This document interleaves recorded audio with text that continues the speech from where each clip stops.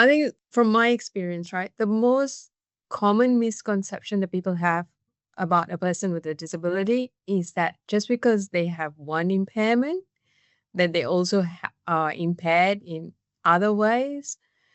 Um, One of the most common things that I have faced is that people just assume automatically that because I have a vision impairment, that I also have some kind of intellectual impairment as well. And while sometimes it frustrates me, sometimes I just feel that the person needs to be educated on that because it's usually a lack of awareness. So yeah, so that's my experience. So it there was a few years ago, I had to go into the hospital here for just a regular procedure and had to do a pre-admission.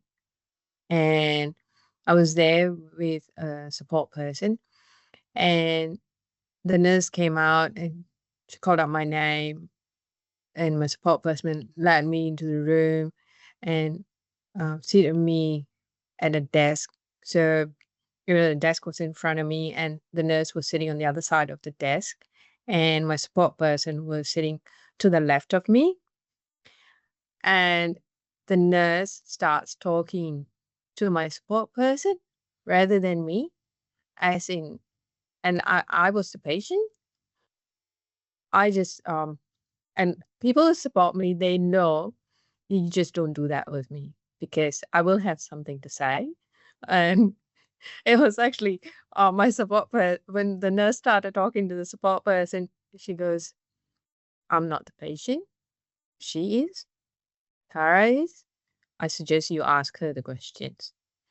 And the nurse was like, "Oh," um, so she started talking to me. Said, "This is this is a barrier because people have just got it in their minds that just because a person's got a disability, you can't even answer questions. It's just this thought in your head that okay, just because I can't see, so I can't hear and I can't process things, but every person is different.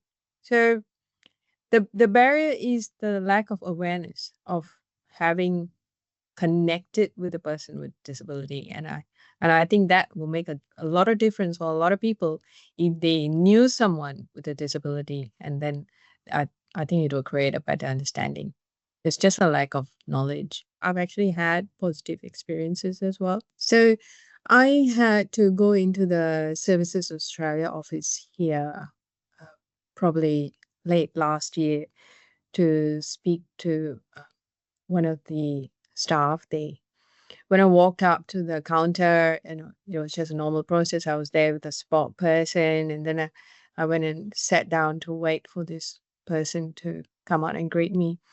And I was actually pleasantly surprised when the specialist, actually the it was an aged care specialist because I was there for someone else, walked up to me, identified himself, introduced himself, and spoke with me rather than speaking with my support person. And then when I walked into the room, actually told me how the room was laid out, what was in the room, and then got told me where I was sitting.